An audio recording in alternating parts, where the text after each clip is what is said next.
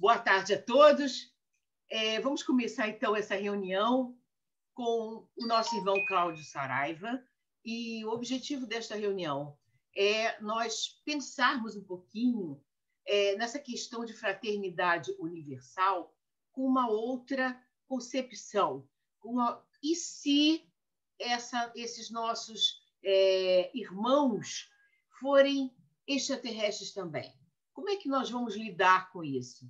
Então, é essa a exploração que nós vamos tentar fazer aqui, baseada em fatos que estão acontecendo e que já está sendo feito realmente o livro, gravação, filmes, programas. Então, está na hora da gente começar a encarar isso com seriedade. Tendo a ver que disse também que o Pentágono, pela segunda vez, fez isso no ano passado e agora, pela segunda vez, está colocando de novo essa verdade da chegada dos extraterrestres, né? De avistamentos, de gravações, que eles não dizem que são extraterrestres, eles dizem que são objetos não identificados. Então, tecnicamente, poderia ser de um outro país também, poderia ser uma tecnologia de outras partes do mundo, por exemplo, que nós não tivéssemos conhecimento. Mas, por enquanto, não tem como a gente dizer que é uma tecnologia desse tipo, pela diferença de tecnologia muito mais avançada. Mas, enfim, nós estamos explorando aqui o assunto, é simplesmente um convite a pensar nessa história. Não é para ninguém acreditar, não é para convencer ninguém. Vamos estudar esse caso. É essa a proposta. Então, Cláudio, agora é com você. Oi, Regina, obrigado aí. Deixa eu botar todo mundo com mudo. Ah, tá. Pronto. Olha só, então, boa tarde, né? Como a Regina falou, eu sou o Cláudio Saraiva, da Sociedade Teosófica, da loja Conde Saint-Germain. Então, esse é um assunto que eu, particularmente, acredito há muito tempo, mas isso é uma opinião particular. Eu estou me posicionando assim. Então, o que me coube assim, na divisão que nós fizemos foi eu tentar atuar mais ou menos como um cético, uma coisa que, na verdade, eu confesso que eu não sou. Mas eu procurei evidências científicas que pudessem suportar a questão da gente admitir a vida fora da Terra. Então, a minha proposta é essa. Eu vou fazer uma pequena apresentação aqui pelo PowerPoint e vou tentar sustentar algumas coisas de forma científica, de evidências que existem, que podem, não vou dizer confirmar, mas conduzir a que esse pensamento seja correto. Então, para isso, eu vou iniciar agora um compartilhamento do vídeo. Deixa eu só fazer aqui. Ok. Então, vamos fazer aqui a apresentação do começo.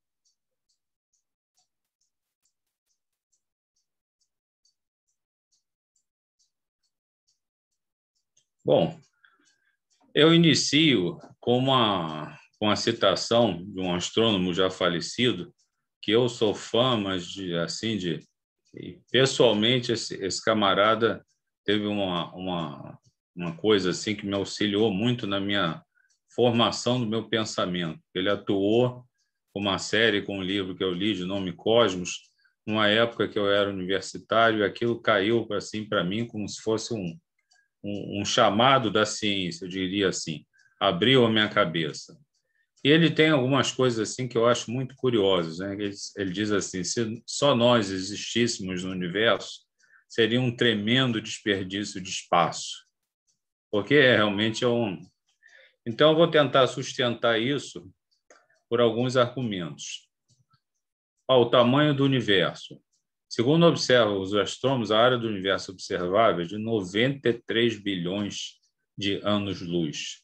Anos-luz é uma medida de distância, não é de luminosidade, porque, na verdade, é a distância coberta pela luz em um ano.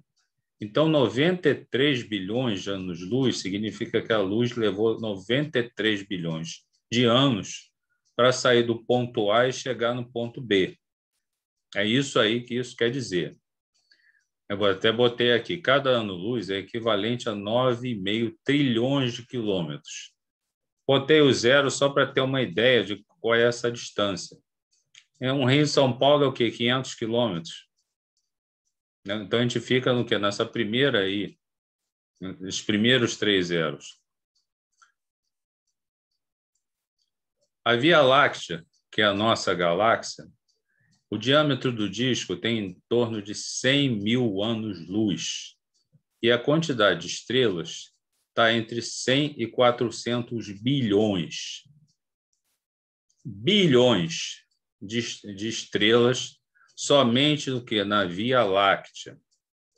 Então, nós, se formos o único mundo que habita isso, nós seríamos um planeta no meio de um Sol, de uma estrela, né? Porque o Sol é uma estrela, que o único agraciado com vida dentre 400 bilhões só na Via Láctea. Olha, eu concordo com o Carl Sagan, é um tremendo desperdício de espaço. Então, para mim, só pela lógica, eu acho que se vocês acreditarem numa figura de uma divindade, de um criador, de Deus, ou seja lá como uma inteligência que criou isso tudo, eu acho que isso não seria uma criação muito lógica. Eu não estou querendo induzir ninguém ao pensamento religioso, mas é apenas uma colocação. Eu estou colocando para vocês a maneira que eu penso sobre esse assunto, baseado nas evidências que eu tenho que são científicas. Então, vamos prosseguir. Existe vida além da Terra? A ciência tentando especular. Esses dois caras, o Carl Sagan eu já falei agora há pouco. Frank Drake foi um matemático que ele tentou uma formulação para tentar, de forma assim parcial que fosse, tentar adivinhar quantas civilizações haveriam na nossa galáxia. É uma tarefa difícil, entendeu? Bastante difícil. Então, essa formulação foi feita no século passado e ela foi alterada por algumas outras pessoas e foi adaptada principalmente pelo Carl Sagan. Então, esse negócio aí que assusta pra caramba, essa fórmula doida aí, isso aí é a equação de Drake, ou de Drake, como queiram chamar. O que acontece? Esse N que a gente tenta achar é o número de civilizações que existem simultaneamente. Entendeu? Então, olha só, nós tentamos com esse N asterisco, seria as 400 bilhões de número total de estrelas. Disso, a gente tenta ver, a gente imagina só qual é a fração dessas estrelas que possuem planetas. Na época, isso foi estimado em 0,25, que é um quarto. Só que, de acordo com os dados obtidos pelo telescópio Kepler, pelo menos 80% das estrelas têm planetas ao redor. Então, esse valor não seria mais 0,25, seria 0,8. O NE é o número de planetas por sistema solar com ambiente adequado para a vida. Então, a gente tentou botar o quê? Que seriam 2 planetas por sistema solar. Aqui, o nosso, a gente tem que pensar o seguinte: a gente sabe da Terra, mas será que não existem outros habitats aqui, por exemplo, Marte, que, sob determinadas condições de controle, ou das luas de Júpiter, que sejam adaptáveis à vida?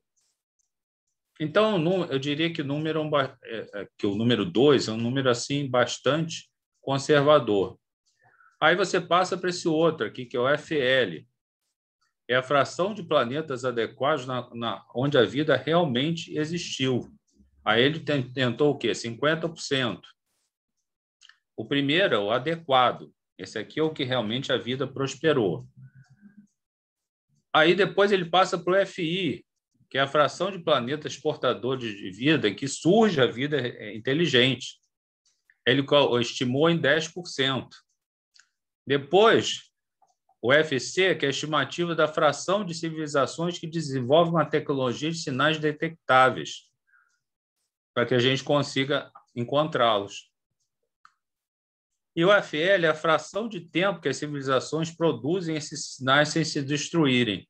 Isso aqui, se a gente fizer a fração de tempo da Terra, seria em torno de 100 bilionésimos, ou seja, nós estamos produzindo sinais que são capazes de ir para o espaço e serem detectados há muito pouco tempo, que são as nossas transmissões de TV. Aquele filme do Contato, do Carl Sagan, ele mostra isso bem, que um sinal da Terra é com potência suficiente para ir ao espaço e chegar numa estrela mais distante, foi a transmissão das Olimpíadas de Berlim. Então, essa transmissão foi captada no filme pelos habitantes de uma estrela, de um planeta de uma estrela de nome Vega. Então, essa é a questão. Mas esse FL aí é uma questão assim fundamental.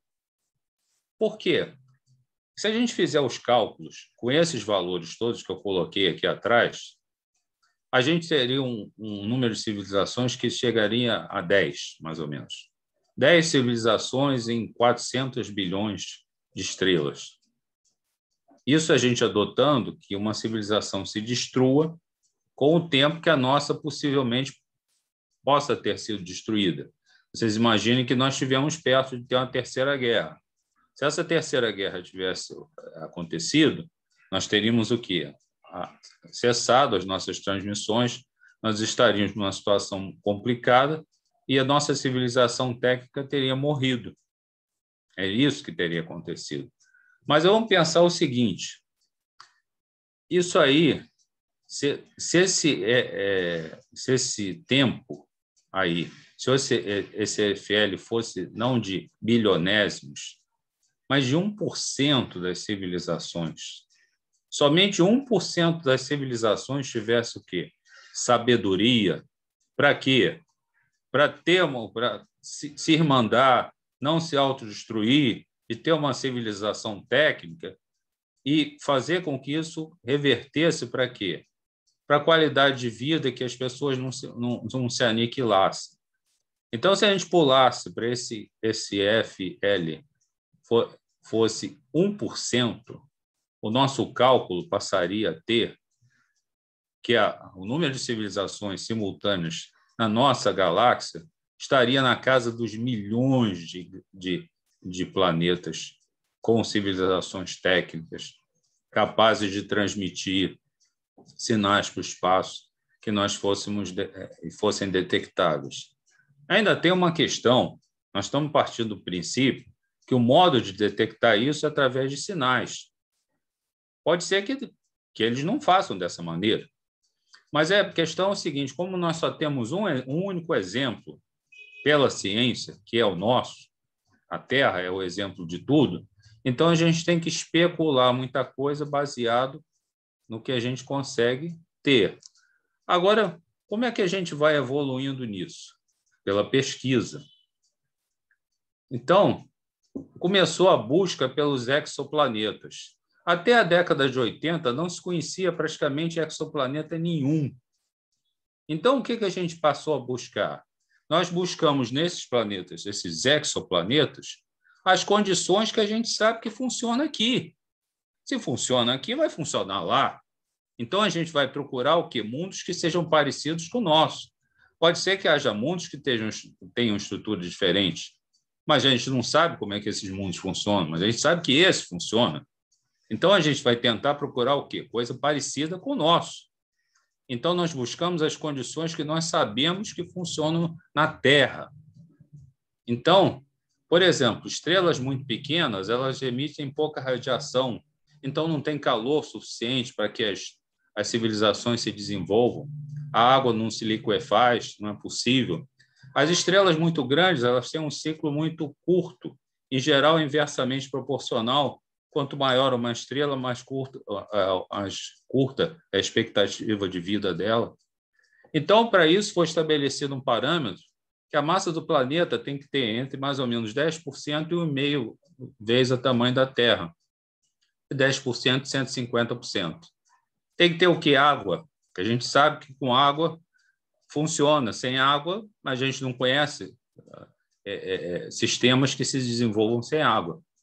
Então, o primeiro planeta detectado ocorreu em 1995. Ele era um sistema até bastante curioso, porque era uma estrela aliás, uma estrela massiva com um planeta mais ou menos com a massa de Júpiter, perto, mais ou menos no que seria a órbita de Mercúrio, do sistema solar. Ou seja, até talvez tenha sido detectado pelo tamanho, né? Porque era realmente um caso muito, eu acredito, até esdrúxulo. Então, olha só, nosso grande caçador de planetas foi o telescópio Kepler. Ele foi lançado em 2009 com a missão de procurar planetas fora do sistema solar, ou seja, os exoplanetas. E ele permaneceu em atividade durante 9 anos. Ao longo de sua vida útil, ele conseguiu detectar nada mais, nada menos que 2.600 planetas fora do sistema solar e vários com alguns com potencial de hospedar a vida. Alguns rochosos maiores e menores que a Terra, gasosos. Ou seja, ele achou de tudo. Mas olha só, em 1980, nós não sabíamos de nenhum. Ele foi lançado em 2009 e durou 9 anos a missão dele. Ou seja, no final dos anos, quase 2020, mais ou menos, ou seja, em 2018, nós pulamos mais ou menos em 40 anos de 0 para 2.600 planetas. Isso, para quem é adepto da ciência, para quem é fã da ciência, isso é extraordinário. Isso é uma coisa para você ficar orgulhoso, entendeu? Eu imposto a voz assim. Eu não sei se eu já fui cientista em outra encarnação, talvez eu tenha sido, mas eu sinto orgulho disso. Eu partilho como se eu estivesse lá descobrindo com eles, entendeu? Então, depois disso, teve outro telescópio, que foi o telescópio Kepler, que ele já encontrou mais de 2.000 possíveis exoplanetas. Essa manchete eu tirei de uma publicação na internet de maio desse ano. Olha só, segundo informações da Agência Espacial, os 2 primeiros anos de trabalho do TESS resultaram na descoberta de evidência de mais de 2.200 candidatos a exoplanetas orbitando estrelas brilhantes e próximas, sendo que centenas deles são planetas menores e, possivelmente, muitos são rochosos e com algumas características parecidas com a Terra. Então, olha só, se existe aqui condições de vida, nós estamos vivendo, e nós procuramos por essas condições de vida, e essas condições de vida nós estamos encontrando em outros lugares, pela lógica, eu pensaria o seguinte: é bem possível que esses lugares também tenham vida. Eu não posso afirmar, mas no meu pensamento lógico, eu imagino isso. Outra coisa que eu me deparei outro dia foi com uma sonda Hayabusa, que é falcão em japonês. Essa sonda foi mandada para um asteroide e ela conseguiu pousar nesse asteroide e coletar algum material dele. Qual é a grande coisa, a grande questão desse fato? Primeiro, que esse asteroide é do tipo S, que é rico em sílica, em silício. Geralmente, você acha material orgânico em asteroides tipo C, que são baseados principalmente na cadeia carbônica, né, de carbono. Mas o que aconteceu? Você achou esse material num asteroide que, basicamente, é baseado em silício. E o que aconteceu? Esse asteroide é uma história assim comprida. Eles conseguiram determinar que ele, por um tempo, ele existia, ele sofreu uma colisão de um outro corpo, ele quebrou em dois, depois, pelo efeito da gravidade, ele se juntou de novo. E o que acontece? Ele tinha material orgânico que permaneceu, ele foi superaquecido por conta dessa coisa, desse processo, depois ele resfriou e começou a coletar material orgânico e água. Então, é uma coisa assim estranha. Aqui, ele passou por calor extremo, desidratação, impactos catastróficos. Mesmo assim, conseguiu ser reconstruído a partir de fragmentos que restavam e obteve água a partir de poeira e impactos de meteoritos ricos em carbono. Então, o que isso sugere? Que essa mistura de materiais ela é uma mistura que é um processo comum no sistema solar. Se é um processo comum no sistema solar isso, o que quer dizer isso? Que são os tijolos da vida, ou seja, a matéria orgânica que compõe o nosso DNA. Então, a matéria que compõe o nosso DNA foi formada num asteroide à base de silício, que seria altamente improvável. Então, é uma coisa assim que chama muita atenção. Então, isso leva a crer o quê? Que a química de formação dos tijolos da vida, que parece ser comum no sistema solar, pode ser comum em outros lugares, ou outros sistemas. Então, isso é mais um reforço para quê? Para a gente pensar que pode existir vida também lá. Então, a parte do PowerPoint eu encerro aqui. Deixa eu só tirar aqui o compartilhamento.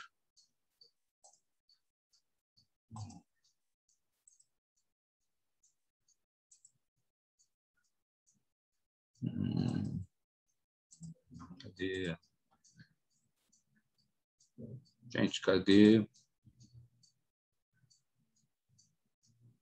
Consigo tirar. Como é que eu saio daqui?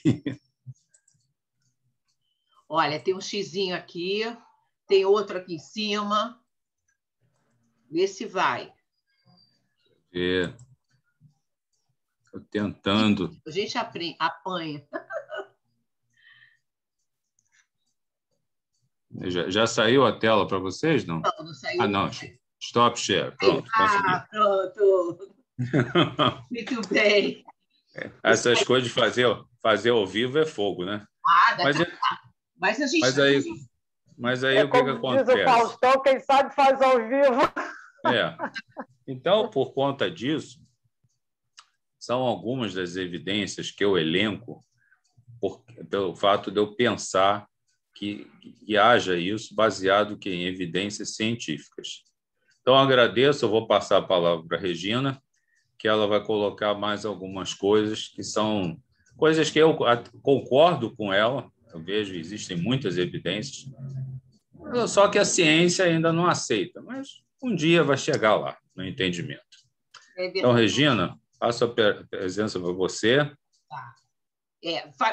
Coloca de host agora. Eu vou tentar passar aqui a screen, né? Vamos ver.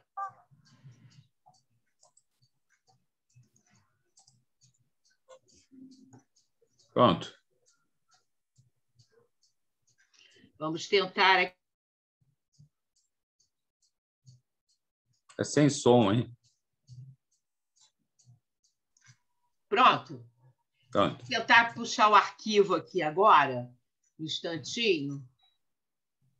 Não é mole, não. É difícil. Mas enquanto eu tento fazer isso, eu vou dizer uma coisa importante a vocês. Qual foi assim, a maior base que eu usei para fazer essa apresentação? Foi essa aqui. Foi este livro aqui, Noite Oficial dos UFOs no Brasil. Esse livro eu considero assim espetacular. Por que ele é espetacular? Porque ele já é o resultado de uma possibilidade de investigação em arquivos que estavam secretos. Esses arquivos não eram, não vinham a público, ninguém sabia que eles existiam. Então, era proibido. A gente sabe que houve uma política de acobertamento, não só no nosso país, como em outros, mas o ano passado não, já tem tempo, foi ainda no governo anterior, um grupo de ufólogos entrou na justiça pedindo a abertura dos arquivos sobre ufologia. E conseguiram ser atendidos. Então, a maior parte desses arquivos hoje está disponível. Não está tudo disponível, não, mas uma grande parte, sim. E este livro já é o resultado dessa grande abertura que houve. Deixa eu tentar ver se eu aqui coloco o meu PowerPoint. Consegui. Agora deixa eu ver se eu coloco ele grande para vocês. Tá dando para ver? Tá?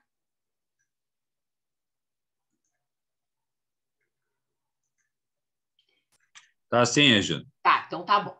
Então, gente, esse livro aqui, ele fala de um acontecimento que é considerado espetacular. Não apenas para o nosso país, não, mas também para fora do nosso país e todo mundo, porque foi uma coisa absolutamente espetacular. Nós sabemos aqui que, desde a antiguidade, tem essas figuras aqui, eu já fiz até uma palestra sobre isso, que tem vários registros de objetos voadores não identificados. Então, tem no tempo dos egípcios, existem desenhos, existe assim, N coisas guardadas de uma população que não sabia o que era aquilo, que descrevia como podia, era o dragão, era o carro de fogo, era a roda de fogo, era isso, era aquilo, mas existem realmente os registros. Mas o que acontece? Depois da Segunda Guerra Mundial, muitas coisas começaram a aparecer. Já começou durante a guerra com aqueles Foo Fighters, né, que ninguém sabia o que era aquilo, e um lado dizia que achava que era tecnologia do outro lado, mas quando acabou a guerra, não era de ninguém, então ficaram sem saber o que era aquilo. E começaram os aparecimentos, veio o caso de Roswell, né, que foi muito comentado, até que aqui no Brasil, no dia 19 de maio de 1986, estava um cidadão que era controlador de tráfego aéreo em São José dos Campos, por volta de 7 horas da noite, e, de repente, ele vê isto aqui. Isto é uma foto, gente, da época, não é criação da internet, não. São fotos que estavam gravadas lá nos arquivos. E ele vê isso parado, coisas grandes, uma coisa esquisita, e algumas modificações também, algumas mexidas que eles davam para cá, para lá, movimentações. Então, ele resolve ligar para os colegas, porque naquela época não tinha celular, era uma dificuldade, tinha que pegar aquele telefone, né? Ligar, e ficava todo mundo na linha, cada um no telefone, um rolo danado. E ele começou a dizer para os amigos, vem cá, está aparecendo isso aqui, o que é isso? Tem algum tráfego aéreo que eu não estou sabendo? Tem alguma coisa que eu não estou detectando? E as pessoas, não tem. E aquilo começou a ser observado, até que começou a aparecer em outros também. Então, foi uma coisa que apareceu em Goiás, Minas Gerais, São Paulo, Paraná, e se soube até que no Uruguai, mas só que o Uruguai não deu até hoje muitas informações sobre o caso.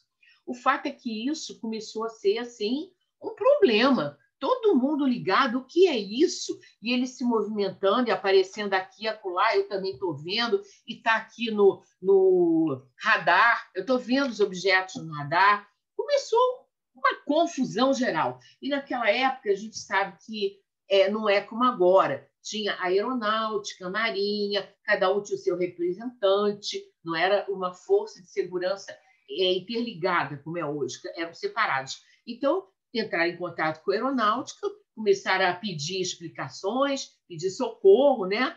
E aí, vários caças da aeronáutica ao longo da noite, porque, gente, durou de 7 horas do dia 19 de maio até as primeiras horas da manhã do dia 20. Ou seja, foi uma noite muito complicada para quem trabalhava com isso, né? Com o pessoal da aeronáutica, os pilotos dos caças, né? Que foram acionados, o próprio ministro interferindo, as autoridades, o que vão fazer, e aí deram autorização para alguns caças tentarem interceptar, imagina, interceptar essas coisas. E, enfim, eles pintaram e bordaram com os pilotos. A verdade foi essa. Então, esses objetos, né, não identificados, eles às vezes apareciam no radar, o controlador estava vendo e dizia para o piloto assim: olha, ele está do teu lado esquerdo, ele está abaixo, ele está acima, e o piloto não via nada, mas o controlador estava vendo. E, por outro lado, às vezes o piloto via aquelas coisas passarem na frente, cortarem o caminho dele, e em certas ocasiões parecia que vinha na direção.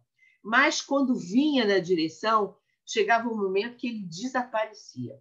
Então, já viu que terror que isso deve ter sido, né? O fato é que eles, às vezes, estavam numa velocidade quieta, parados, bem sossegados, mas, de repente, eles aceleravam, que o que foi medido foi assim, 15 vezes a velocidade do som. Ou seja, é uma tecnologia que nós não temos até o dia de hoje. Então, aquilo foi assim meio aterrador. Mas esses pilotos tentaram interceptar e foi uma brincadeira. Foi uma brincadeira, realmente. Eles apagavam luzes, se comunicavam. Às vezes, por exemplo, se o piloto apagava a luz, ele desaparecia. Aí o piloto acendia, ele aparecia. E teve uma hora que um dos pilotos não via nada e a torre falou para ele: olha, você está com 6 de um lado e 7 do outro. Então, foi uma coisa inacreditável a noite inteira. Resultado, quando chegou no dia seguinte, tinha que se dar alguma explicação, porque as pessoas também viram nas ruas, em algumas cidadezinhas, aquilo ali.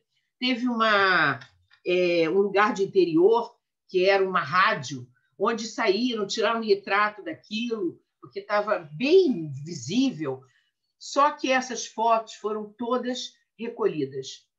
Porque, olha, tem que ir para estudo, naquela época era negativo, pegar os negativos e nunca mais. O fato é que os americanos acabaram entrando também nessa investigação e eles, no relatório deles, dos estudos que eles fizeram, eles disseram que a presença era de 21 OVNIs. Isso foi a conclusão deles. Mas as pessoas acham que não, que foi mais do que isso. Em alguns lugares, teve uma serra, na Serra do Mar, em um lugar lá, os pilotos viram uma coisa enorme, enorme, só naquele lugar, que tipo poderia ser assim, uma nave-mãe. Quer dizer, os outros podem ter saído dali. Enfim, ninguém sabe nada. A verdade é que nós não sabemos o que é isso, mas isso é real, isso aconteceu, isso não está registrado por inúmeras pessoas. Foi dada uma entrevista no dia seguinte na televisão, que eles tiveram que se explicar, né? Os controladores, os pilotos, as autoridades, e todo mundo muito sem graça, muito sem saber o que dizer, porque com certeza havia um script. Eles não podiam dizer tudo. Eles tinham que se comportar de uma certa maneira e, às vezes, ficavam numa situação em cima do muro e hoje tem essas gravações, os ufólogos têm registro, né? Mas a maioria dos registros, até o dia de hoje, foi feita por ufólogos mesmo, que estudaram, participaram das entrevistas, recolheram depoimentos. Só agora que os arquivos foram abertos. Algumas gravações entre torre e piloto já estão disponíveis, mas não todas. Então, eu acho que esse é o começo mais importante do dia de hoje, porque isso é real. Então, a gente não pode dizer que o fulano está sonhando, ele fumou um baseado e está vendo coisa. Não é nada disso. É real. Isso aconteceu. Bom, agora eu acho que Espera aí, que eu acho que eu pulei um. Deixa eu ver se eu volto. Volta, pulou um. Pulei sim. Vamos ver como é que eu volto aqui.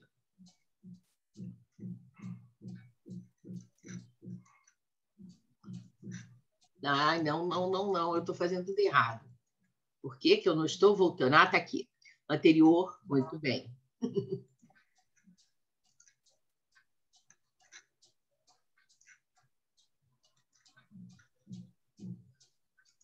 Voltei, pronto. Então, a grande questão é essa aqui. Nós estamos diante de novidades que estão sendo faladas o tempo todo. Agora, o Pentágono, com a Marinha Americana, dizendo que no mar foram vistos objetos triangulares, que eles não sabem dizer o que é, eles têm uma dificuldade enorme de dizer que isso pode ser extraterrestre. Eles não dizem isso, eles dizem que pode ser alguma tecnologia que eles não conhecem, mas que realmente é altíssima tecnologia. Então, eles não sabem explicar o que é. Então, por isso que disseram que vão investigar, estão investigando, e está sendo feito um longo relatório que o presidente Trump, quando saiu, ele deixou assinado, talvez a pedido dos ufólogos, né, que se destinasse uma verba para esta pesquisa e que o Pentágono fosse obrigado a emitir um relatório. Esse relatório está sendo feito, ele vai aparecer aí lá pelo meio do mês de julho, né? Se eles vão ficar em cima do muro, a gente não sabe, mas o fato é que a pressão que está vindo agora em cima até dos governos é muito maior. Não estão deixando mais ficar à toa. Bom, essa ideia de que haja mais seres, outras humanidades, nos leva a um pensamento novo.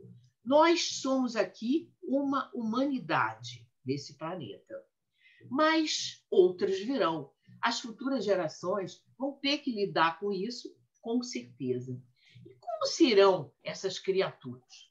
Nós sabemos que há aí inúmeras descrições de seres, de tipos de seres diferentes, mas a gente nem pode levar isso ainda em consideração completamente. Por quê? Porque não é uma coisa que nem esse livro, que a gente pode provar que mas que existem N relatos de encontro com seres e descrição, sim, existem. Mas tem coisas interessantes que merecem ser comentadas. O tipo mais comum que as pessoas mencionam é esse tipo aqui, que é chamado de greys, né? Os cinzas. É um ser diferente, baixinho, pequeno, inteligente e que geralmente está muito metido com estudos, com coleta de material, com praticamente a parte assim prática está na mão deles. Mas dizem aqueles que tiveram algum contato que eles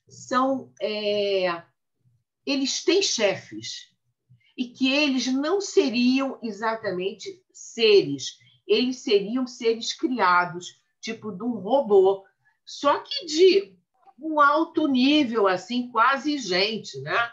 Então, esses robôs eles fazem o trabalho, eles executam o trabalho, mas existe uma hierarquia, né? Existem outros humanos, o tipo mais humanoide, né? Mas humanos como nós, de várias aparências, desde um louro que nem esse aqui, que as pessoas dizem que na antiguidade foram confundidos com anjos, até outros tipos também muito diferentes, mas que esses, então, não seriam seres no mesmo sentido que esses.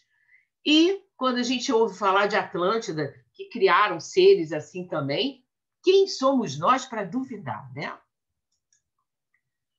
Bom, alta tecnologia. O que eles exibem exatamente? Inúmeros tipos de aeronaves completamente diferentes, nenhum som, a velocidade e a movimentação das naves completamente diferentes das nossas. Eles ficam parados, fazem zigue-zague, sobem, descem, somem, aparecem, aceleram, desaceleram até parar. Então, eles têm um controle absurdo dessas naves. Eles controlam também as nossas naves, porque quando eles aparecem em algum lugar, há vários casos de parar completamente os controles de um carro, de um avião, de coisas que estão perto. Então, eles influem naquilo ali. Telepatia. Há também casos que dizem de mensagens telepáticas.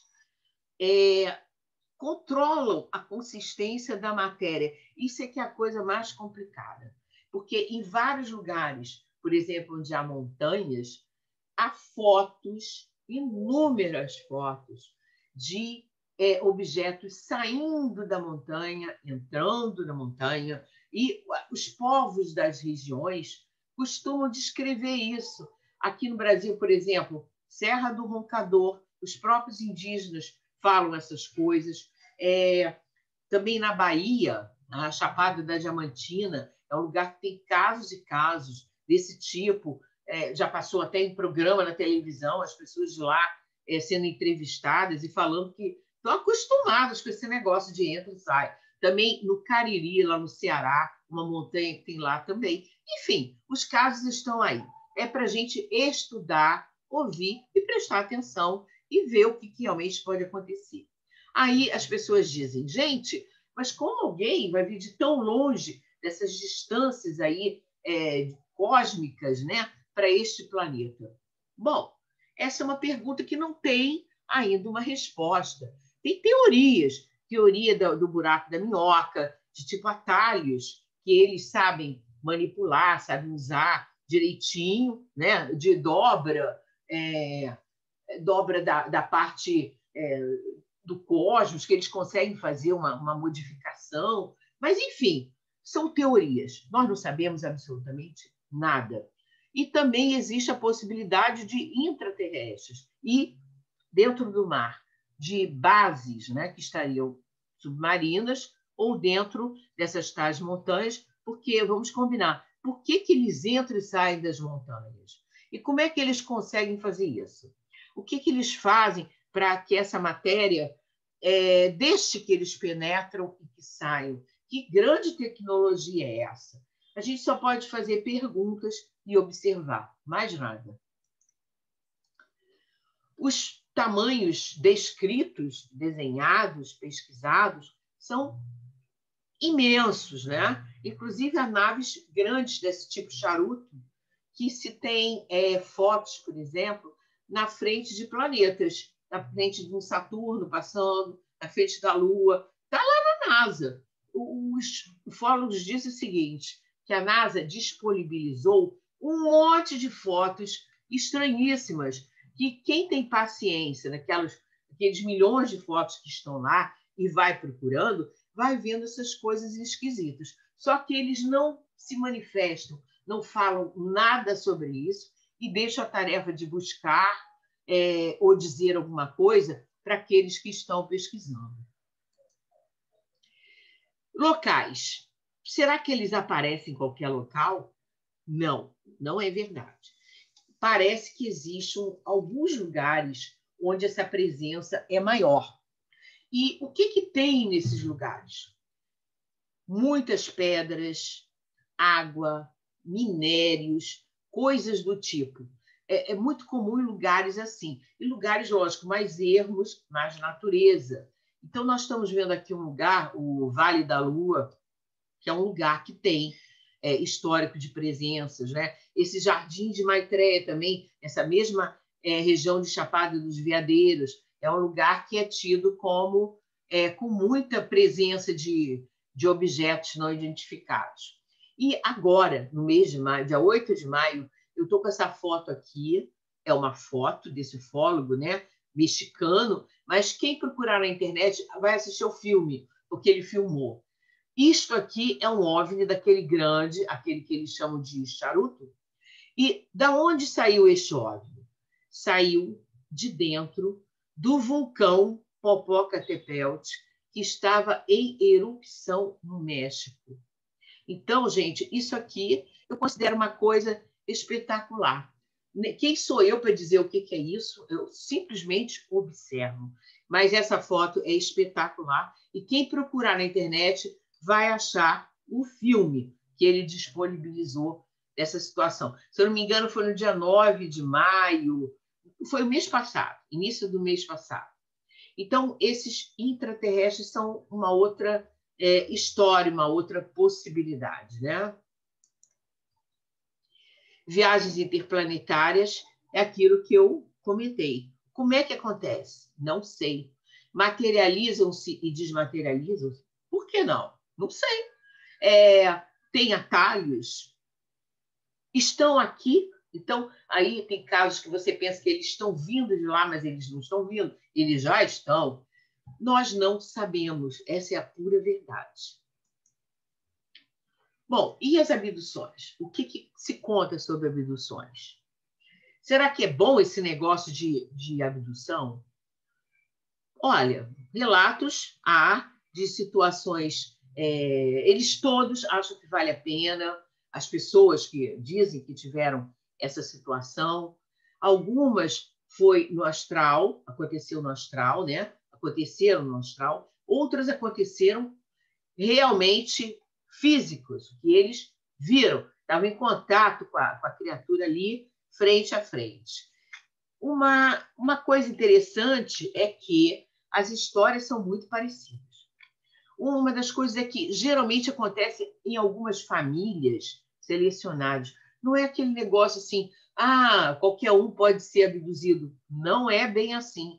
Pelo que eles dizem, né, os relatos das pessoas que dizem que tiveram essa experiência, descobriram que já tinha acontecido na família deles e que há uma certa observação daquela família. Então, provavelmente, se alguém foi um avô que nem sabia o que era aquilo naquela época, ou outros, tem chance de outros continuarem a ser abduzidos.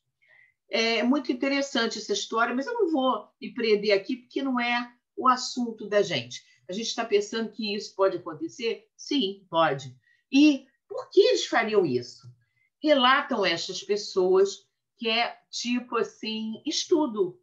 Eles estão querendo estudar essas pessoas que eles abduzem. Então, eles, por exemplo, às vezes implantam chip, tem gente com chip implantado, eles tiram amostras de sangue, de sêmen das pessoas, eles fazem tipo um exame que nem a gente faz aqui também com os nossos, né? E lembra um pouquinho também o que nós fazemos com os coitados dos animais. A gente também não faz estudos com animais, eles fazem estudos com a gente. Então, eles só estão catando material para entender as coisas. É isso que as pessoas passam, né? Dizem para a gente que eles estão buscando material genético, sabe-se lá para quê. Bom, todos eles são bonzinhos? Isso é importante dizer, que esses relatos dizem que não. Outro dia, ouvi uma entrevista do Givaet, que é um excelente ufólogo, que é o dono da revista UFO, que estuda isso há 30, 40 anos, sei lá, 40 anos que eles estudam, ele e outros, essa história dos OVNIs e tudo mais, e eles dizem o seguinte, que 5% deles mostram interesse em nós. Quer dizer, tem um tipo de relacionamento, procura... É como se gostasse da pessoa, tenta acompanhar de alguma forma, né? 5% não estão nem aí. E, não, 5% não são muito amigáveis, tá? São frios absolutamente. Eles estão estudando e ponto final. E os outros são absolutamente indiferentes. Então, olha que coisa estranha isso, né?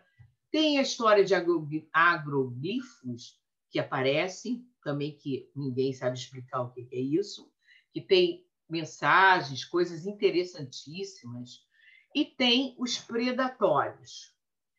Essa figura feiosa aqui é daquela história do chupa-cabra. Só que essa história de chupa-cabra, hoje em dia, já há um estudo muito sério, inclusive pelos ufólogos, e eles acham que pode ser uma criatura criada em laboratório aqui mesmo na Terra, e que isso aconteceu lá pela América Central e dali se espalhou para outras regiões da América e não tem sido visto ultimamente. Mas o fato é que esse ser, seja lá o que for, faz um estrago. Ele realmente mutila gado, o gado fica completamente sem sangue. Tem umas coisas assim muito esquisitas que acontecem. Mas esse desenho estranhíssimo que vocês estão vendo aqui, eu coloquei em destaque porque quem descreveu uma cena dessas, e que não foi no astral, não, foi no físico mesmo, foi simplesmente o Chico Xavier. O Chico Xavier estava vindo pela estrada com mais 2 pessoas, vindo de uma cidade para outra, lá em Minas Gerais, à noite, e eles viram uma luz que desceu lá um ponto mais adiante, não muito longe, ficaram muito assustados com aquilo, e um ser saiu daquela nave. Esse ser tinha uma aparência não muito amigável, segundo ele, e eles ficaram com muito medo. E ele, então, disse que começou a rezar e começou a mentalizar lá o seu mentor, né, que era o Emmanuel, e, de repente, o ser desistiu. Ele voltou para a nave. Só que, quando ele voltou para a nave, eles estavam no campo. Eles disseram que viam as vacas deitadas, dormindo. Dava perfeitamente para ver uma noite clara. Era uma coisa normal. E o que aconteceu? Quando a nave começou a subir, ela simplesmente levou uma vaca. Levou, abduziu a vaca. Então, ele falou que eles viram isso, ele mais 2, e que isso não foi legal. Então, a gente diz que esse tipo aí é o tipo que a gente chama de predatório. Mesmo que talvez eles estejam fazendo a mesma coisa que fazemos nós aqui na Terra, por exemplo, os ursos polares ou outros animais que estão sendo estudados. Enfim, qual é essa finalidade? Não sabemos. Mas o fato é o seguinte, não tem volta. Nós, seres humanos, também já demos o nosso passo aí em direção ao universo, né? Aliás, existem fofocas, né, de que algumas gravações dessa tripulação, quando chegou à Lua, de que estaria sendo monitorada, vigiada, e isso foi apagado, isso não foi passado adiante, mas que algumas pessoas que mexiam com rádio, que existia naquela época aqueles rádios que as pessoas tinham em casa, né? Eu não me lembro como é que chama, mas tinha isso. E essas pessoas gravaram esse negócio que a NASA tirou. Mas, enfim, isso não podemos provar também. Mas o fato é que, dizia o Chico Xavier, que depois da data limite, quer dizer, 50 anos depois de 1969, essas coisas iriam começar a acontecer. Coincidentemente ou não, começaram a acontecer, sim, a partir do ano passado, na questão de admissão de certas coisas. Ufologia e espiritualidade. Bom, Não sabemos nada sobre eles. Não sabemos se eles têm religião, se eles acreditam em alguma coisa. Realmente não sabemos. Mas algumas coisinhas as pessoas que dizem ter tido contato com eles passaram. Por exemplo, que eles têm noção de karma e de reencarnação. Que eles têm noção de um tempo não linear, que muitos deles, para eles, não tem esse negócio de tempo. Eles enxergam, por exemplo, muitas pessoas que são abduzidas, eles deram a seguinte explicação, que o karma deles permite. Ou seja, não pode abduzir todo mundo, não é desse jeito. Eles têm noção dessa linha de tempo. O tempo para eles é completamente diferente. Então, quem pode ser contatado ou abduzido não é qualquer um. Existe uma fórmula para isso, né? Que eles respeitam. Tempo de vida. Morrem? Sim, morrem, claro. Só que eles têm um tempo de vida muito mais longo. E aqueles greys, no caso, é um caso diferente. Eles não teriam nada disso, porque eles são seres artificiais, até certo ponto. Curas. Há casos de cura, sim. O caso mais espetacular que eu acho é o general Uchoa, que até era teosofista e era ufólogo, um dos primeiros ufólogos. Ele conta esse caso. E existem provas disso, por isso que eu vou mencionar. Ele tinha uma afilhada que estava com doença de Chagas. E aí ele já estava no nível de contato com eles, de telepatia, e que ele conseguia se comunicar. E aí o que acontece? Essa menina foi internada no Hospital de Brasília, o caso dela era irreversível, disseram que ela ia ficar lá, mas que eles já tinham que saber que ela ia morrer. E era uma pessoa jovem. Então, eles ficaram, ele, né, a família dele, não estavam muito satisfeitos com isso e ele estava muito preocupado e querendo, e pediu uma ajuda. E aí marcaram um dia para ele tirar esta menina deste hospital, levar lá no lugar onde aconteciam essas aparições, que era uma fazenda em Goiás que nem luz tinha, foi o lugar de observação dele. Acho que é Lusiânia, acho que é Lusiânia. Aí o que acontece? Ele, para tirar a menina do hospital, foi uma luta. Lógico, os médicos não queriam deixar de tirar, mas era o caso já de morte, né? Ela estava programada já para morrer, e ele se responsabilizou e tirou. E levou para esse lugar, dentro daquilo que foi combinado, deixaram ela sozinha, eles ficaram de longe observando, e aí o que aconteceu? Veio realmente uma nave que desceu uma luz em cima dela, e a menina ficou curada. Curada. Ela é viva até o dia de hoje, já é avó, bisavó, sei lá. Ela está viva. Então, eu não sei por que se esconde essas coisas. Os documentos do hospital dessa menina foram entregues pela família Uchoa para um desses grandes ufólogos que estão aí há 40 anos, né? Se eu não me engano, foi para o Givaert, que é o presidente da revista UFO, né? O redator da revista UFO.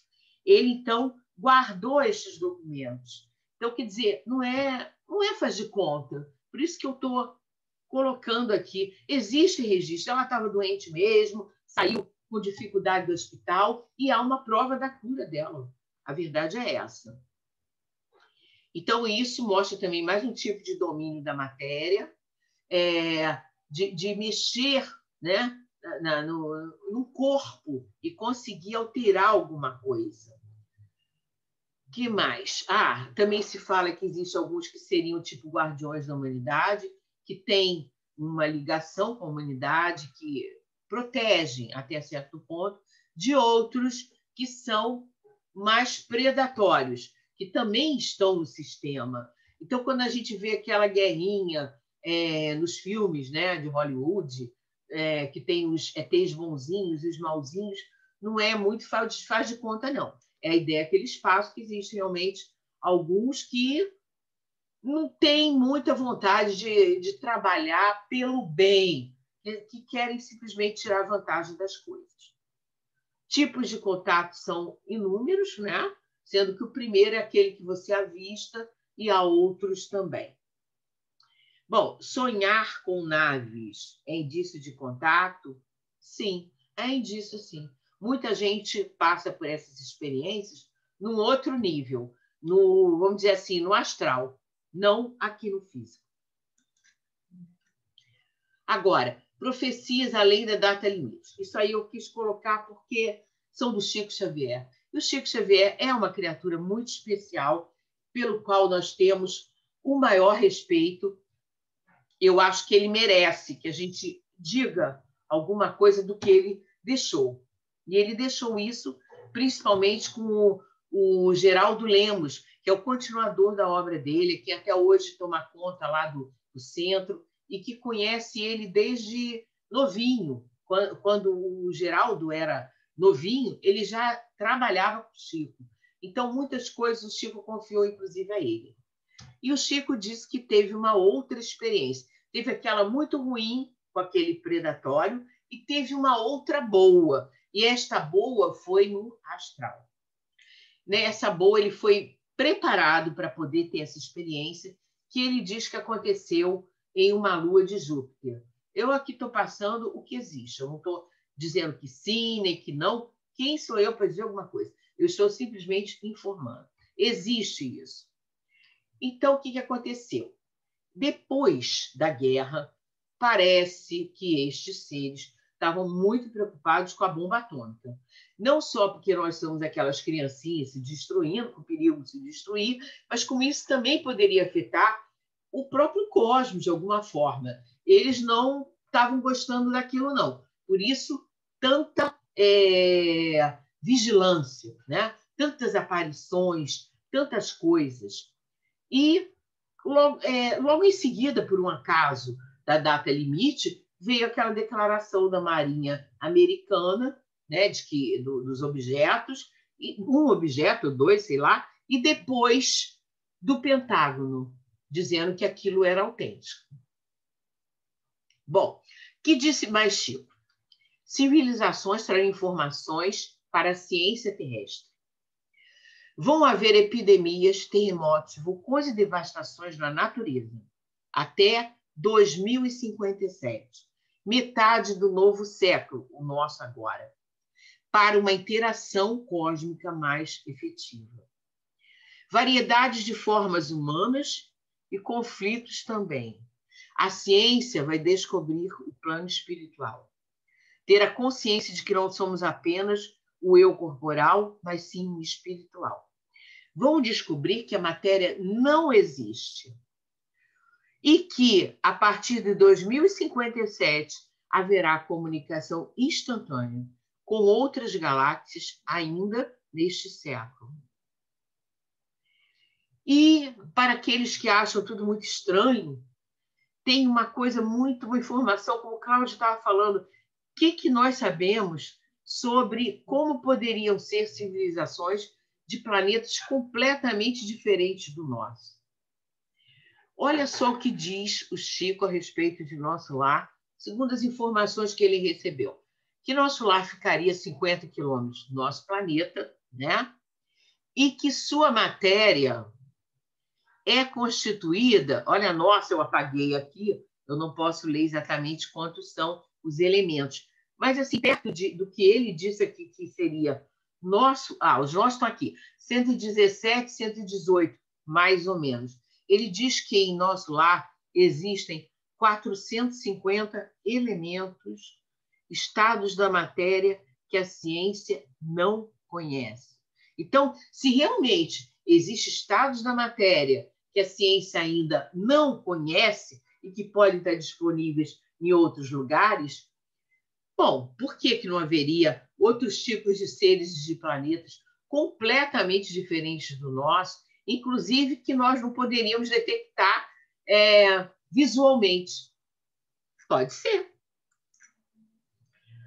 Bom, outra coisa que o Chico fez questão de dizer, que estes filmes que aconteceram e continuam acontecendo, sim, eles, na realidade, foram inspirados. Houve inspiração destes cineastas desses seres mais evoluídos do que nós e de alta tecnologia. Então, que não é à toa que coisas, por exemplo, como um celular, aquela técnica que você... holografia, né? Holografia, aquela coisa espetacular que produz uma realidade à tua volta. Tudo aquilo já aparece nos filmes. Hoje em dia, são reais para nós. Mas até poucos anos atrás, não eram. Hoje, por exemplo, o que está na moda é esse aqui, ó. Esse tal de Fortnite, que é negócio de jogo, de videogame. Eu sei por causa dos meus netinhos que gostam disso. Lançou agora a temporada 7, que é só de ETs e abduções. Então, isso está no ar, está na inspiração, não tem como escapar disso. E esses grandes cineastas, o Spielberg, eles captaram isso. Esse mestre Yoda aqui, sinceramente, eu sou fã de carteirinha dele. Bom, aí se diz o seguinte: o Gevaert diz que nós precisamos abrir o nosso coração para poder entender a vida extraterrestre. Então, tem que ter alguma coisa também de intuição, de percepção, porque é muito fácil quando chegarem os cientistas na televisão e disserem: olha, está aqui, é verdade, está aqui a foto, aí todo mundo, sim, tudo bem, que maravilha. Mas não é assim que as coisas começam.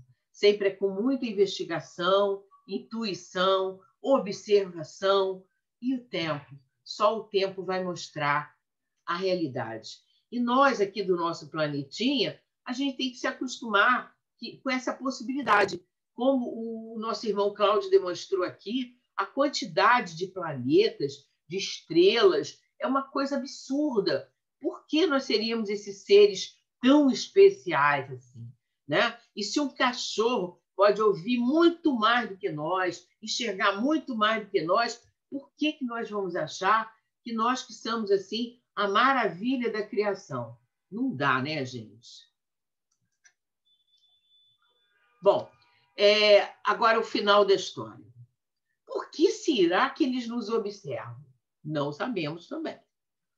Aquela palavra OVNI está fora de moda, porque agora existe o UFO, que é uma sigla internacional. Então, em inglês, é mais usada agora, né? Unidentified Flying Object, que eles falam UFO. Então, agora é isso aí, é UFO. Outra coisa nova, eu até passei para vocês no grupo antes, é esse ICER, International Coalition for Extraterrestrial Research. O que é isso? Um grupo de cientistas e ufólogos unidos no mundo inteiro. No mundo inteiro. Tem gente de vários países, desde a Noruega até aqui a América, a Ásia. Eles estão estudando juntos, porque acho que eles já sentiram o seguinte: a gente não pode ficar dependendo de um governo, que sempre os governos precisam de votos, fica em cima do muro, e sempre vão procurar não se meter muito com isso.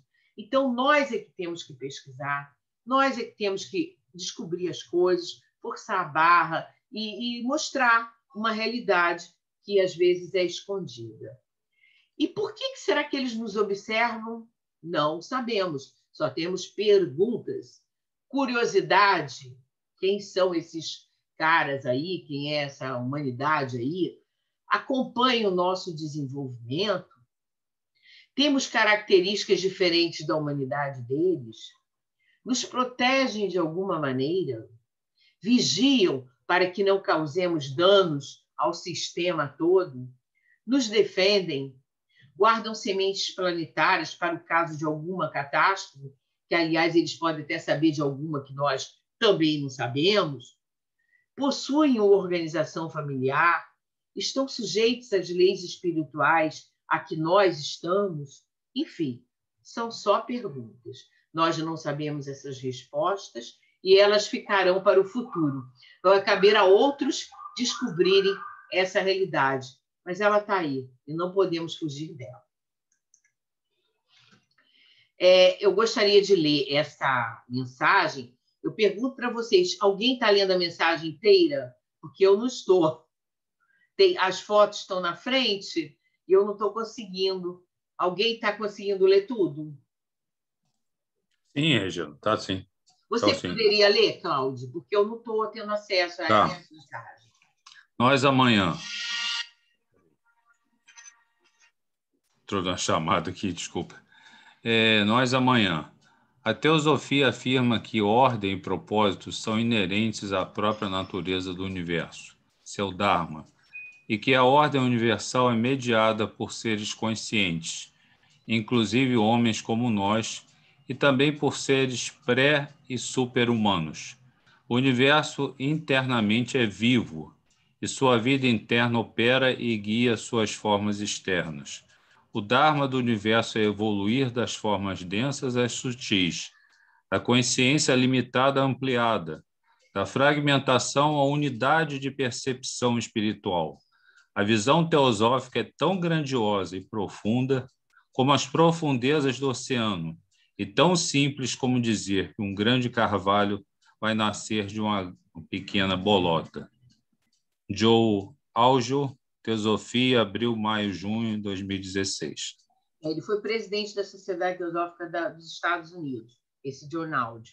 Mas, gente, é isso. Eu termino, então, a minha palestra aqui com essa mensagem para esse amanhã, né? Que se nós temos dificuldade para entender a nossa humanidade, imagina a gente ter que conviver com outras. E por que eles não se apresentam? Provavelmente porque por causa do nosso atraso. Nós somos tão inferiores a eles ainda em tecnologia e talvez também em consciência, que será que é do interesse deles aparecerem? É óbvio que essa pode ser uma grande resposta. Não está na hora. Eles não estão preparados ainda. Então, só fico assim, fazendo essas aparições, para dizer, olha, estamos aí, ponto final. Então, essa é a minha mensagem de hoje. E eu quero que o Cláudio também faça uma mensagem aí, despeça, para a gente poder terminar a gravação. Oi, estão me ouvindo? Estamos. Esse assunto, para mim, eu acho empolgante, porque é uma coisa que eu trato isso com naturalidade. Porque nós vivemos, na verdade, não é no bairro, não é na rua, não é na cidade. Nós vivemos, não é no país, nós vivemos no planeta. E mais do que isso, esse planeta, nós não somos seres do planeta, como as pessoas dizem, você é um ser do mundo. Eu não me considero um ser do mundo, eu me considero um ser do universo, entendeu? Então, eu participo do universo. Então, esses outros seres, eles são nossos irmãos universais, entendeu? São outros tipos de entidade, podem ter um corpo físico diferente, mas eles são nossos irmãos. Assim, alguns estão menos evoluídos, existem seres menos evoluídos que nós, possivelmente, existem seres parecidos com nós, com a gente, tem seres muito mais evoluídos, e assim caminha, é assim que funciona. O princípio da evolução é esse, é a gente ir para frente. Então, eu, particularmente, eu vou dizer uma coisa que parece coisa de doido, mas eu tô doido que esses caras posem mesmo, cheguem lá e baguncem esse negócio aqui, para a gente viver num mundo mais bacana, mais fraterno, que essas bobagens que a gente, como dizia o John Lennon no Imagine, né? Essas fronteiras, essas coisas, essas besteiras caiam, e que a gente possa abraçar todos os seres humanos e eles que também que são nossos irmãos. É isso que eu desejo do fundo do meu coração, o mais breve possível. Eu também. E, assim, eu não vou esquecer que, quando eu entrei para a Sociedade Teosófica, uma das coisas que mais me chamou a atenção, que eu fiquei encantada, foi justamente o que falava que um dia nós seremos isso que nós estamos estudando. Nós que vamos estar em outras civilizações, ajudando essas civilizações a melhorarem, a evoluírem, quando nós também nos tornarmos seres altamente evoluídos. Então, isso me encantou, achei muito bonito, e eu realmente acredito nisso, e torço que nem o Cláudio, para que a gente tome juízo, tenha uma consciência mais fraterna, e a gente possa estender essa fraternidade para além da nossa terra. É isso. Então, obrigada a todos por essa tarde maravilhosa. Eu vou encerrar agora a nossa gravação, mas vamos ficar aqui batendo papo, quem quiser ficar, tá bom? Namastê, tudo de bom.